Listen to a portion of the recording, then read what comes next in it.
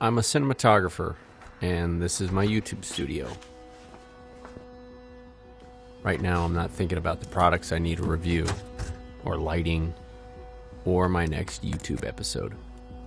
Right now, I'm thinking about the moon, and Copernicus, and his idea the sun is the center of the universe. I'm thinking about geometry, how the radius of a circle is equal all the way around.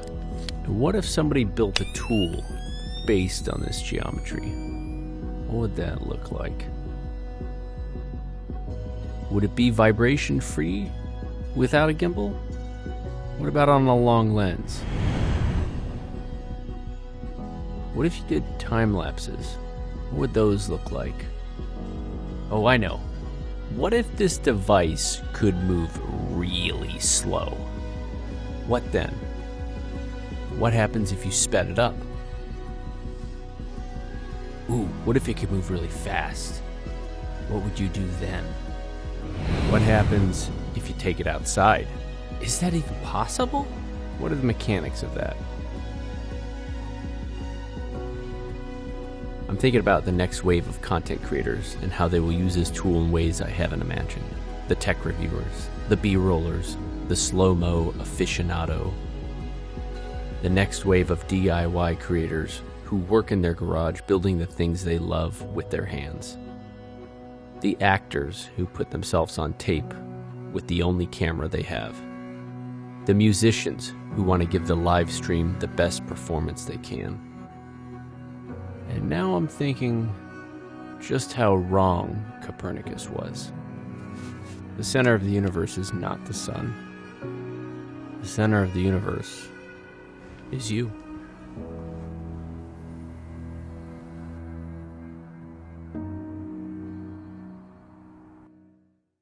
If you want it done right, you got to do it yourself. That's a proven motto for one incredibly innovative inventor and filmmaker who just wrote, directed, starred, and shot his own movie. We are talking about local actor turned artist Josh Yeo.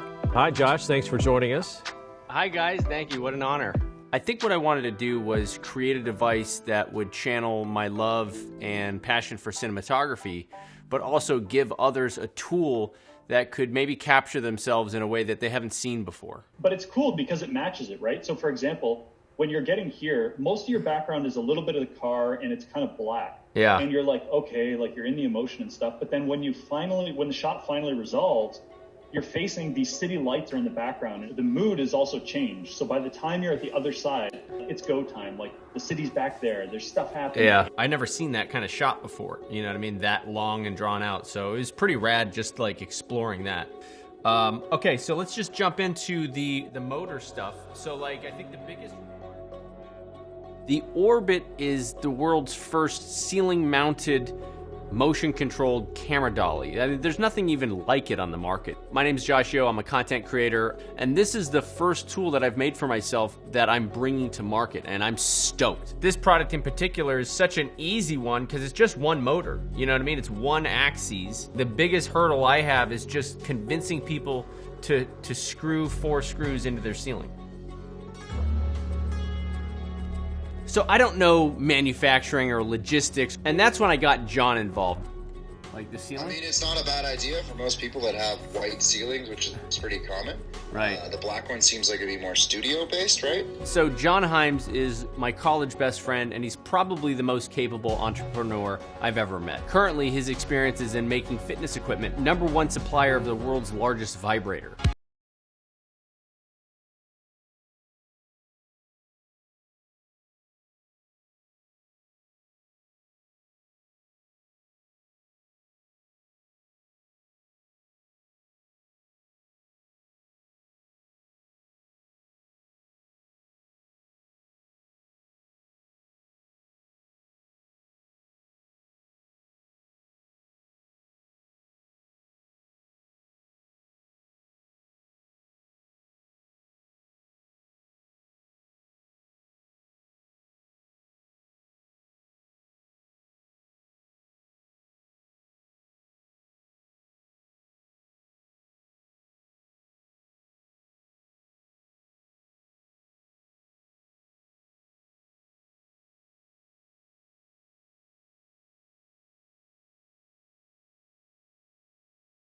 be absolutely silent.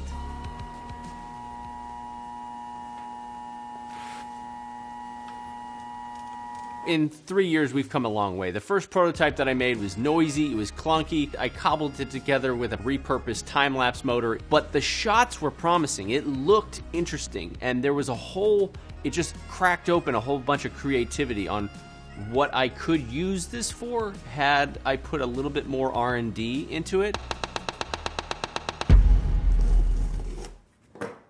Wow, it feels very lightweight. Already, I can tell you, I want these arms to be longer. And this definitely feels solid. Like, the joint is really strong. I'm really impressed with the joint. But I think these teeth need to be a little bit smaller. That's probably just do some CNC machining and use aluminum. Make them a little higher end, sturdier, better teeth engagement. So the first LED prototype that we have, the LEDs flicker. If we're gonna go better, we might as well find one with a better CRI. What's CRI? Color rendering index. Basically, the higher the number of the CRI, the more accurate it looks on skin tones. Right now, we're looking just a little bit yellow. Okay, I think we can figure that out. Now, motors are not my specialty, and that's where we needed some more help. The biggest requirement, I don't know how to solve the noise issues. Am I like losing my mind here? Is that possible, or is that impossible? Crazy. No, Josh, it's hard to do. One of the big mistakes people make is they always just think motor. So yeah, you've got to have a good motor that, first of all, doesn't have noisy gears. It doesn't have, poor build quality. It has to be really, really high quality. And then you have to have excellent electronics driving it. And this is one of the hard parts because those noises are hard to get rid of. And with motors, it's even worse. And that's when I teamed up with the guys over at Exebo. Exebo are like the geniuses behind stealth motors. They have their own linear sliders that are super, super quiet. This could be a pretty good relationship for us, man. Like, I feel like we're missing pieces for each other. Right? We've had to make dead quiet drives. What do you guys call it? It's the stealth drive. That's what I want. Problem solved. Yeah, we can. Like, it's no joke. Like, we can add stealth drive to orbit, no problem. 7, 6, 5, 3, 2,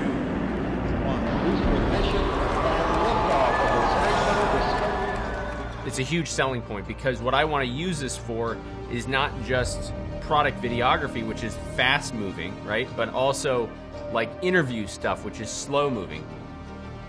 What's genius about the Orbit is that it's so simple. It's basically a circle. That's all it's doing. It's making a perfect circle. What you can do with this has a lot of practical uses. Like, for example, this camera right here. On a very slow moving speed, the perfect speed for interviews. So the background is moving nice and slow and fluttery. It just switched directions. That's because I programmed it to go 45 degrees, and then it's going to stop, turn back the other way. And all of this is being done right now, and it's dead quiet. You can't hear it at all.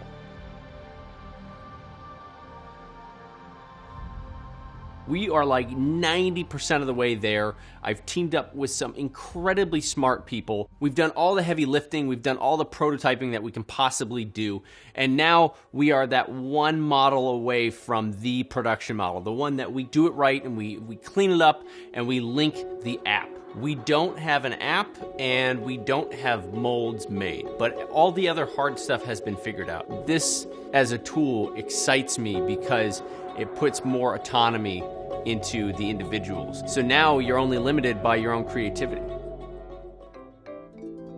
I understand this is an expensive piece of kit, and I don't have a track record of making anything yet. So it's like you're investing in something. This is like a real honest-to-God Kickstarter. It has me really excited, and I'm also a little terrified. I don't want to let you guys down.